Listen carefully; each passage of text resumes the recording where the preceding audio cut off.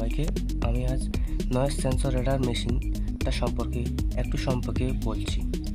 যখন ক্লাসরুমে, বিশেষ করে ছোট বাচ্চাদের ক্লাসে, স্যার অথবা ম্যাডামের অনুপস্থিতিতে তারা খুবই চিৎকার চেঁচামেচি করে, যার কারণে অন্য ক্লাসদের ডিস্টার্ব হয়।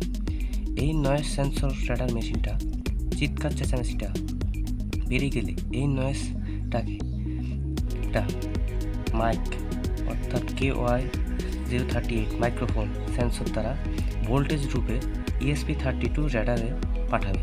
তখন এই ভোল্টেজটা ESP32 মাধ্যমে অ্যানালাইজ হয়ে